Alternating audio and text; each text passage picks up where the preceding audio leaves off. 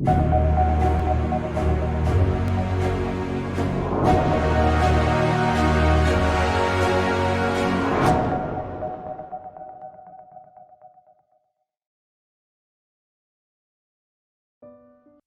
Sobat Jasir seluruh Indonesia, balik lagi bersama saya Zahro Albaido. Kali ini kita akan kembali di program Tanya Tokoh. Kali ini kita akan berbincang tentang pendidikan anti korupsi. Nah, sebelum kita berbincang lebih jauh lagi, alangkah lebih baiknya untuk seluruh Sobat Jasir seluruh Indonesia untuk mengikuti akun media sosial kami di @justisia_indonesia. Baik, kali ini di program Tanya Tokoh ini kita sudah bersama dengan Ibu Firah Mubayinah. Dengan Bu Firah sudah terhubung, Bu? Alhamdulillah sudah terhubung. Setelah ada Alhamdulillah. kendala teknis sedikit ya tadi. Iya. Gimana Bu kabarnya? Baik? Alhamdulillah sehat, alhamdulillah bahagia, alhamdulillah terus mudah-mudahan berpikir positif dan alhamdulillah mudah-mudahan terus bisa istiqomah dalam kebaikan. Alhamdulillah. Untuk kegiatan akhir-akhir ini lagi sibuk apa, Bu? Aduh, kalau ditanya aktivitas kesibukan ini jelas lebih sibuk teman-teman Justisia ya daripada saya. Saya lebih banyak menemani anak belajar sebenarnya akhir-akhir ini. Karena ya masa pandemi ini proses belajar daring ya. Jadi anak-anak ini membutuhkan pendampingan yang secara intens untuk proses belajarnya sembari menunggu jadwal ujian tertutup. Mohon doanya. Lagi dakdikduk nih menunggu jadwal ujian tertutup. Alhamdulillah sudah daftar untuk ujian tertutup. Mudah-mudahan dalam waktu dekat bisa segera ujian tertutup dan bisa segera kembali untuk beraktivitas normal kayak teman-teman yang lain. Alhamdulillah. Kali ini kita bakal membahas tentang pendidikan anti korupsi ya, Bu ya. Bu Boleh, Fira boleh. ini keren banget ya. Yang saya tahu Bu Fira ini sebagai direktur di Pusdak atau Pusat Pendidikan dan Kajian Anti Korupsi. Nah, menurut Bu Fira sendiri, pengertian dari pendidikan anti korupsi ini seperti apa sih, Bu? Uh, Sebenarnya begini, berbicara mengenai pendidikan anti korupsi ini kan kita sedang menanamkan pada seluruh masyarakat gitu ya, dan juga termasuk diri kita sendiri juga itu bagaimana kemudian kita berperilaku pada perilaku yang benar gitu. Karena pendidikan anti korupsi itu lebih pada penanaman nilai-nilai anti korupsi. Nah, apa sesungguhnya nilai-nilai atau yang bisa membentuk individu itu menjadi individu yang anti korupsi gitu. Ketika kita berbicara mengenai anti korupsi itu kan sebenarnya kita sedang bagaimana berdiri pada sikap untuk tidak korupsi. Nah, sikap untuk tidak korupsi kalau berdasarkan pada kajian yang dilakukan oleh KPK dan juga teman-teman di gerakan Saya Perempuan Anti Korupsi, itu mengacu pada setidaknya ada 9 nilai anti korupsi. Nah, apa itu 9 nilai anti korupsi? Saya masih ingat betul ya, beberapa tahun yang lalu, tahun 2015 awal kalau tidak salah, itu saya ikut TOT, Training of Trainer, yang diadakan oleh KPK yang kerjasama dengan AIPJ waktu itu memberikan pendidikan anti korupsi kepada beberapa perempuan-perempuan, termasuk salah satunya saya ikut mendaftar gitu. Nah, itu yang ngajar kebetulan namanya Pak Ganjar. Pak Ganjar ini dosen UI. Beliau menyampaikan bahwa beliau singkat nih, singkatannya unik gitu. Namanya itu Jupe Tangker Mandi Sebedil gitu. Nah, Jupe Tangker Mandi Sebedil ini sesungguhnya adalah yang disebut sebagai yang dirangkum dari nilai-nilai anti korupsi: jujur, peduli, tanggung jawab, kerja keras, mandiri, berani, disiplin, adil. Nah, nilai-nilai ini Jupe Tangker Mandi Sebedil ini ada 9 nilai yang kemudian diyakini jika itu dilakukan oleh setiap individu dalam kesehariannya, maka individu itu akan memiliki sikap yang anti korupsi. Nah, kan memang sebenarnya berbicara anti korupsi itu kita berbicara pada nilai kehidupan kita, yaitu apa yang bermuara pada kejujuran itu gitu. Nah, kejujuran inilah yang kemudian menjadi value yang ditanamkan dalam memberikan pendidikan anti korupsi itu. Sehingga diyakini kalau orang memegang 9 nilai, terutama pada nilai kejujuran itu, untuk kehidupan kesehariannya, maka dia akan berperilaku yang benar. Jadi perilakunya perilaku yang anti korupsi. Orang yang berperilaku anti korupsi, maka dia tidak akan pernah korupsi, gitu kan. Nah, lebih pada bagaimana pengembangan karakter seseorang sebenarnya kalau berbicara mengenai pendidikan anti korupsi. Saya sedikit bercerita lagi bahwa pendidikan anti korupsi itu sesungguhnya tidak pernah ada kata keterlambatan. Dapat dilakukan kapan saja dan di mana saja karena sifatnya adalah meluas gitu. Nah, kalau kita berbicara mengenai kapan paling tepat waktu untuk melakukan pendidikan anti korupsi, sesungguhnya sebenarnya kita berbicara ya sedini mungkin gitu lah. Kapan sedini mungkin? Kalau kita berbicara mengenai pendidikan formal gitu kan, ini kan kita berarti berbicara mengenai lembaga pendidikan gitu. Ya mulai dari anak PAUD kan begitu. Meskipun sesungguhnya berbicara mengenai pendidikan itu tidak boleh terikat dengan pendidikan formal aja, tapi bagaimana kemudian pendidikan anti korupsi itu juga diberikan mulai dari sejak anak itu dilahirkan gitu. Bahkan di dalam kandungan kalau kita sering gitu ya kan, kita pasti sering membaca dan mendengar dan beberapa kajian keilmuan dihasilkan bahwa pendidik ketika ibu mengandung, maka pada saat itu juga pendidikan itu sudah dimulai gitu.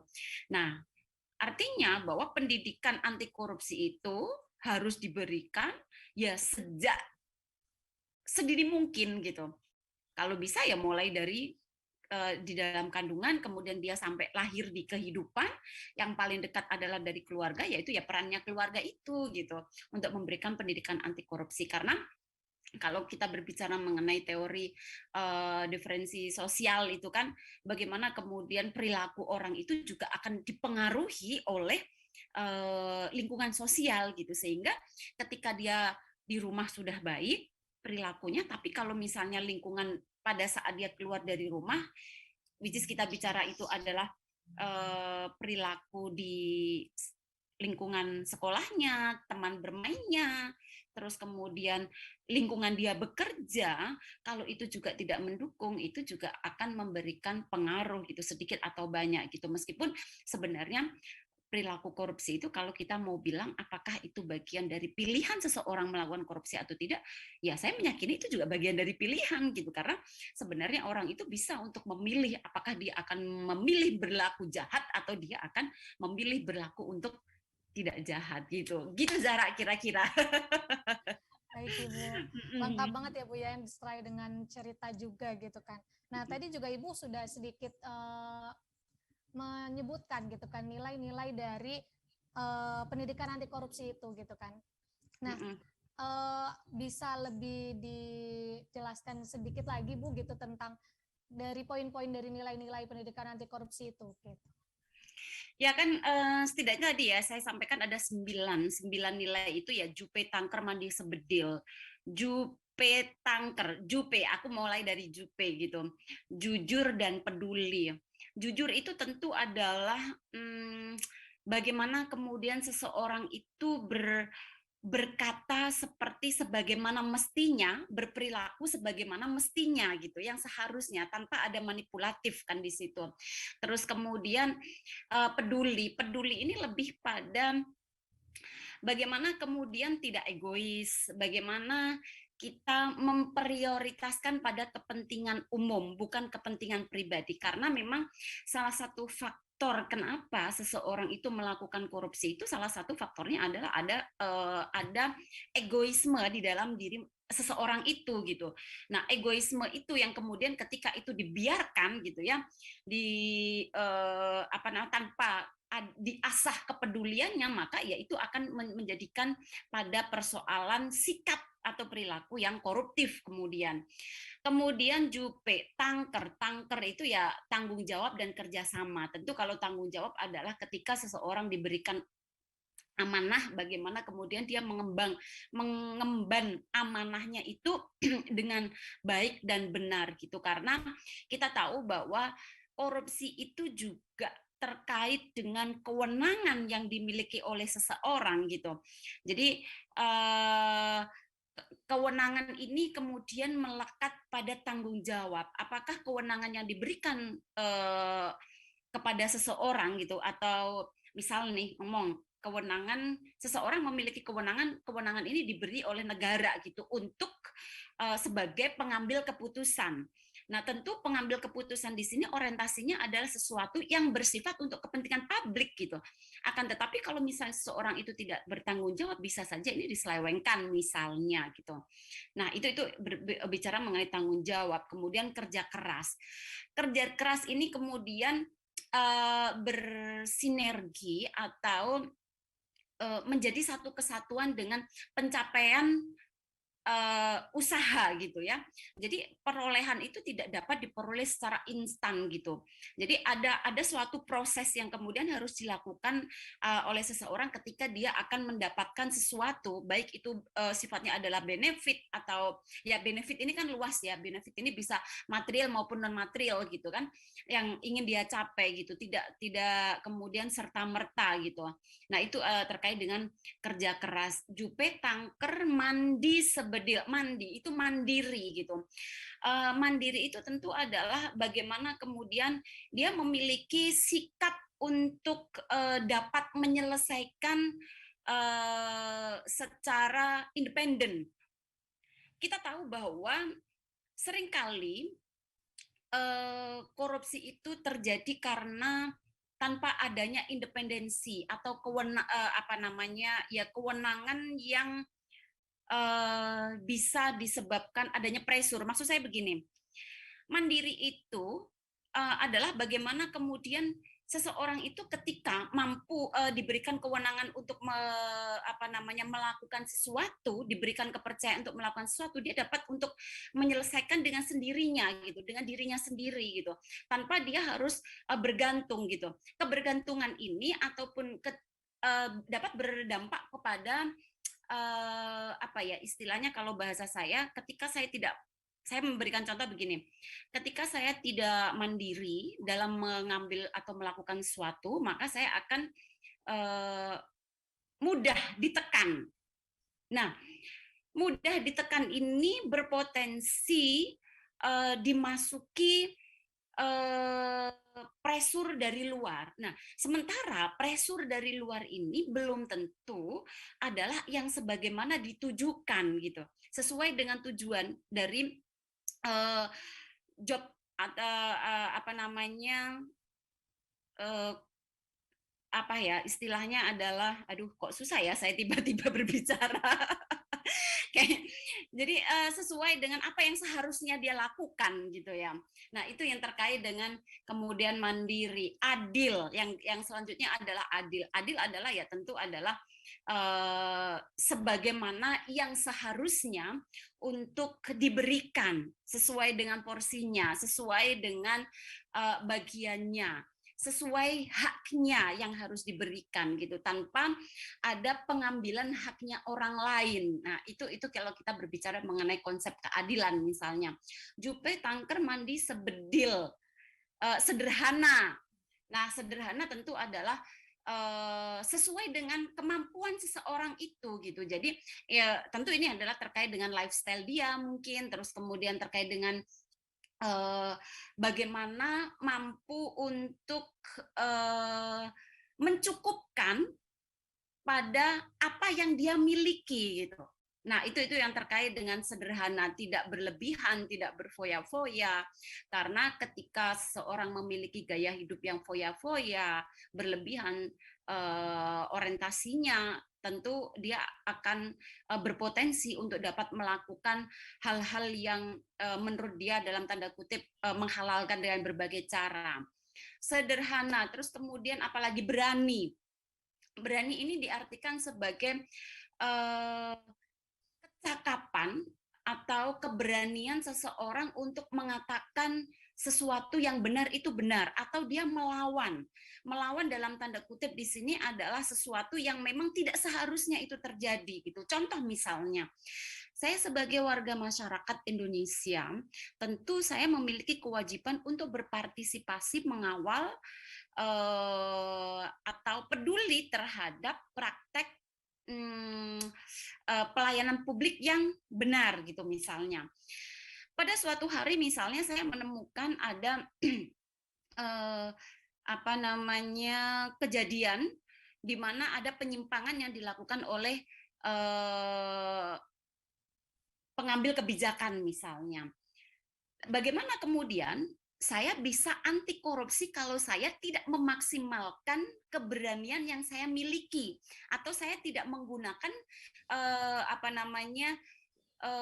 sifat berani yang saya miliki. Berani di sini ya berani untuk mengatakan apa yang tidak benar itu tidak benar, berani untuk melaporkan ketika ada situasi yang kita ketahui itu adalah situasi yang tidak benar, terus kemudian kita berani untuk mengambil sikap sebagai orang yang ada dalam seharusnya atau sikap yang benar seperti itu. Terus kemudian apalagi yang belum? Jupe tangker mandi sebedil, adil sudah, sederhana sudah. Ya itulah kira-kira 9 nilai kalau kita jabarkan. Sesungguhnya itu terkait dengan perilaku sebenarnya, perilaku keseharian kita. Jadi begitu, Zahra. Iya, Bu, baik. Sudah dijelaskan dengan sedetail mungkin ya, Bu, ya, dari nilai-nilai pendidikan anti korupsi ini. Nah, Ibu tadi sudah menjelaskan untuk pengertian dan nilai-nilainya.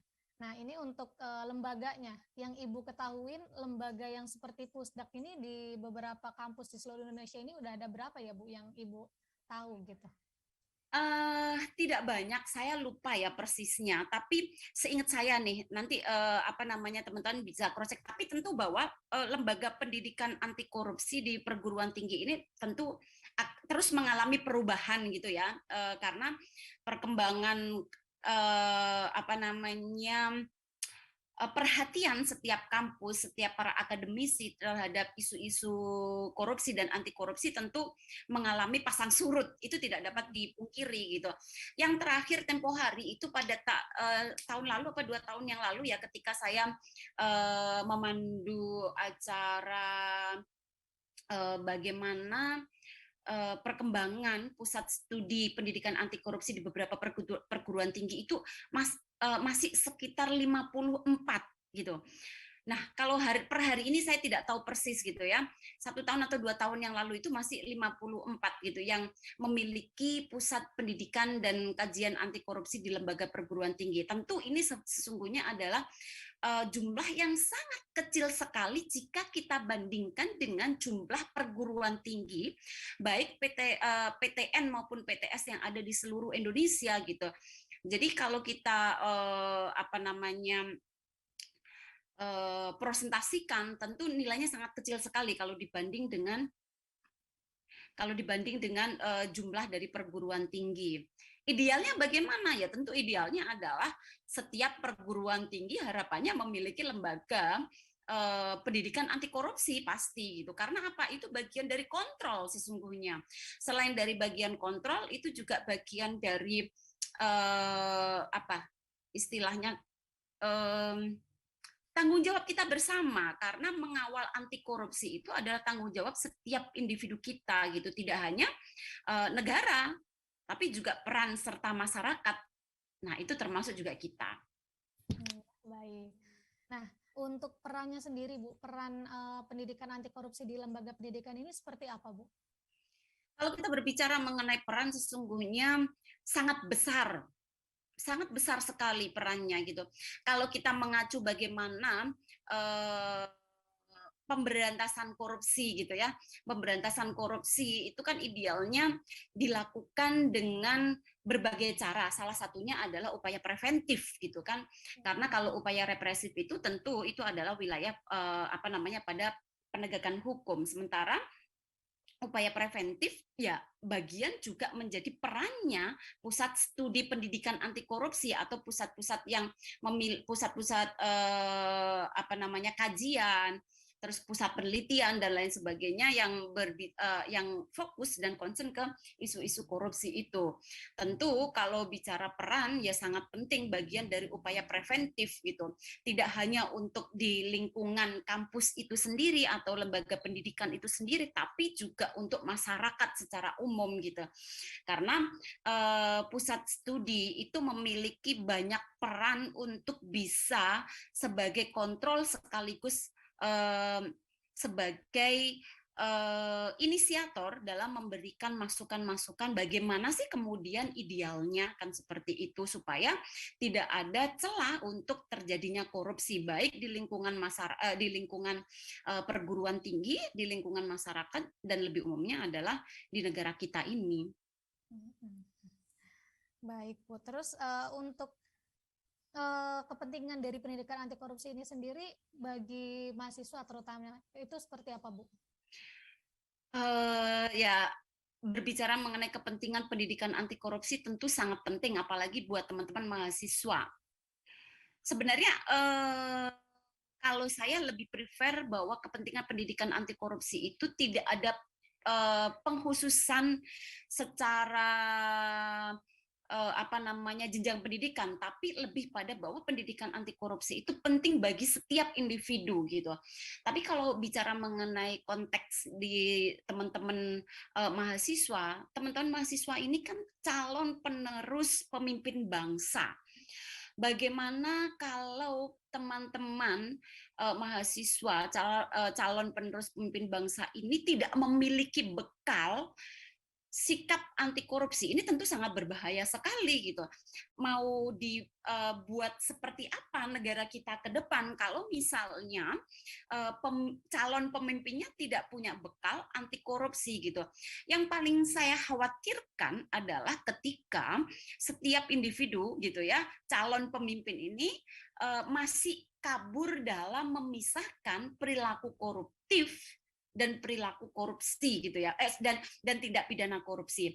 Sebenarnya memang ini kalau perilaku koruptif ini kan kita berbicara segala sesuatu yang menyimpang gitu.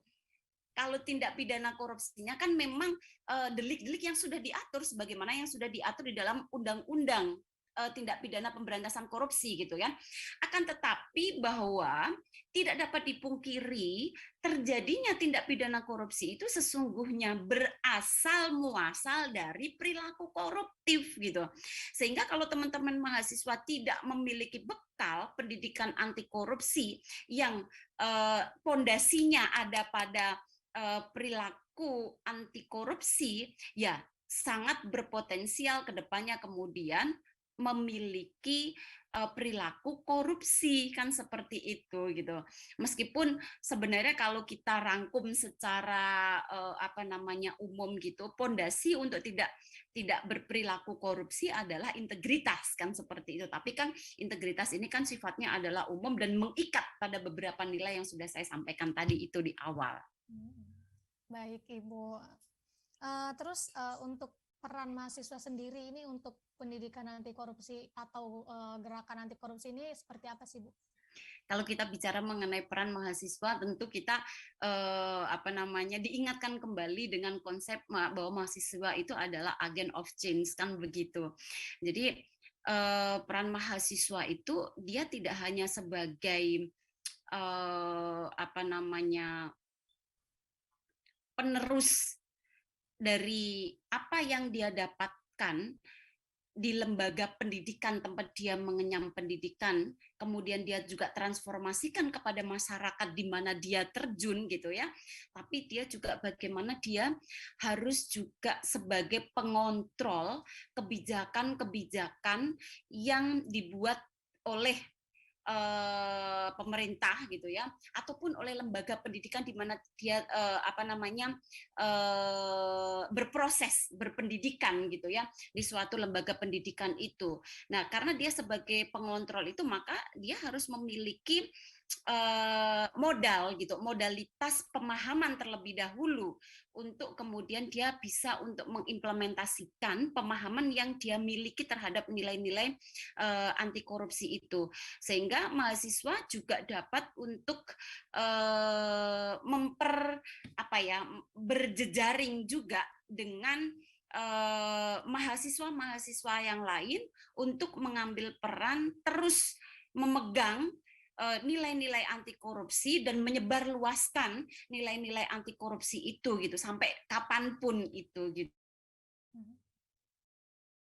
Selain kita berbicara peran-peran akademik yang lain gitu, setidaknya secara praktis ya itulah yang harus dilakukan oleh teman-teman untuk bagaimana ikut serta menyebarluaskan nilai-nilai anti korupsi. Baik, menurut Ibu nih, bagaimana sih Bu kesadaran untuk anti korupsi ini di kalangan mahasiswa Indonesia ini?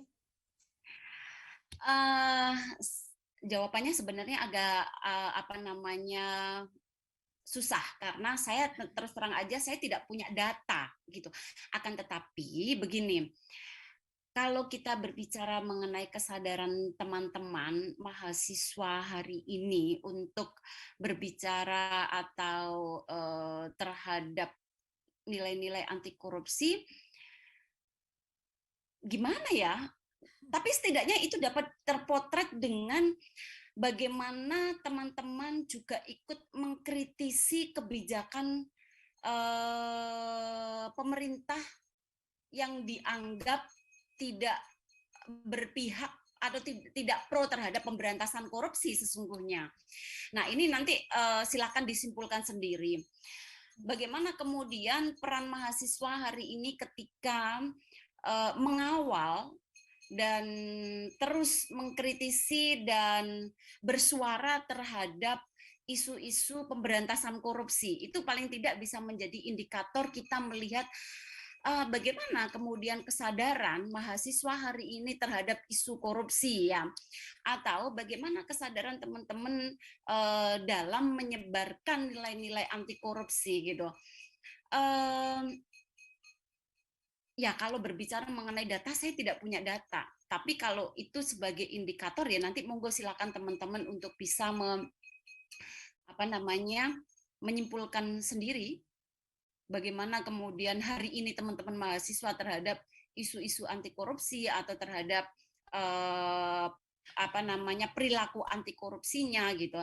Tapi yang jelas sebenarnya kalau hari ini teman-teman Justisia sudah mulai fokus gitu ya, atau juga ikut andil serta berbicara, ini kan kita juga sedang speak up bagaimana kemudian penanaman atau pendidikan anti korupsi dan pentingnya. Ini juga sudah bagian dari adanya kesadaran atau awareness kita terhadap pentingnya pendidikan anti korupsi bagi masyarakat gitu.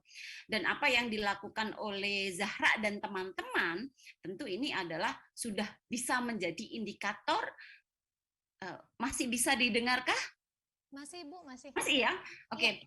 Ini juga sebagai indikator bahwa teman-teman Justisia memiliki kesadaran terhadap anti korupsi. Saya rasa begitu. Baik. Selama ini nih Bu, kendala seperti apa sih yang menjadi faktor penghambat dari pendidikan anti korupsi ini? Kalau saya bilang kemauan ya. Kemauan gitu, kemauan gitu. Karena kenapa kemudian saya bilang kemauan gitu? Seringkali isu anti korupsi itu dijadikan sebagai kendaraan yang bisa menjadi apa ya istilahnya bunga gitu. dalam artian pemanis gitu dalam setiap aktivitas gitu. Akan tetapi bagaimana kemudian implementasinya, ya itu kembali kepada kemauan gitu. Tapi bagaimana kemudian lembaga anti korupsi ini bisa tetap efektif, eksis, dan tetap terus semakin banyak gitu ya di lembaga pendidikan gitu. Ya tentu ini adalah komitmen bersama dalam mengambil peran bahwa pemberantasan korupsi dan pendidikan anti korupsi itu adalah tanggung jawab kita bersama. Jadi ketika itu kita komitmen itu kita miliki dan istiqomah untuk menjaga komitmen itu, ya insya Allah akan semakin mempermudah dan mempercepat dan memberikan kontribusi kepada pemerintah dalam menyelesaikan pemberantasan korupsi, saya rasa. Baik. Jadi kendalanya itu sebenarnya dari kemauannya ya Bu ya. Nah ini tadi kan sudah kemauan dan komitmen ya. Iya. Nah menurut Ibu gitu, langkah apa sih Bu yang sekiranya lebih efektif gitu untuk mendukung pendidikan anti korupsi ini? Ya tentu adalah kalau sebenarnya sekarang itu Kemenristek-Dikti itu sudah memberikan instruksi pendidikan anti korupsi itu menjadi satu pembelajaran yang harus diberikan kepada yang harus juga dilakukan di setiap lembaga pendidikan mulai dari PAUD sampai dengan perguruan tinggi gitu. Nah, jadi langkahnya apa yang dilakukan oleh pemerintah hari ini sebenarnya sudah tepat gitu. Dengan mengeluarkan SK tentang instruksi pendidikan anti korupsi di lembaga pendidikan tinggi, itu merupakan langkah yang bisa untuk dijadikan sebagai dasar bagaimana kemudian pendidikan anti korupsi itu menjadi satu mata kuliah gitu. Apakah akan diinsersikan dengan mata kuliah yang lain atau independen itu sebenarnya tergantung. Yang penting adalah pendidikan dan nilai-nilai anti korupsi ini menjadi sesuatu yang diberikan kepada para penstudi, diberikan kepada mahasiswa, para pelajar dan lain sebagainya. Baik Bu, kini kita udah di akhir pertanyaannya gitu kan. Ya. Closing statement dari Ibu Vira sendiri seperti apa Bu? Saya closing statementnya ini berupa harapan aja ya, bahwa isu korupsi dan anti korupsi ini peran kita bersama, dan kita menyadari bahwa korupsi itu tidak mudah untuk dilenyapkan begitu saja. Akan tetapi korupsi akan menjadi mudah ketika setiap diri dari kita mengatakan saya anti korupsi. Ketika kita sudah mengatakan dan mengambil sikap itu dan kita mulai pada diri kita sendiri dan kemudian terus kita bersama-sama untuk menyebarluaskan, saya masih memiliki keyakinan bahwa Indonesia ke depan akan menjadi negara maju ketika setiap individunya sudah memiliki komitmen bersama-sama untuk anti korupsi. Seperti itu kira-kira Zara. Baik Ibu, mantap banget ini untuk penjabarannya gitu kan, sangat-sangat jelas gitu. Berarti ini closing statement yang sangat singkat tapi mewakili dari sekian jawaban Ibu yang tadi itu. Mudah-mudahan. Baik, terima kasih Bu Vira. Sama-sama Zahra.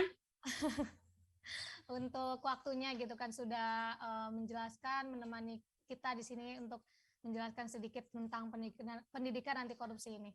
Ya. Saya ucapkan terima kasih Ibu. Sama-sama. Untuk seluruh sobat Justier di seluruh Indonesia.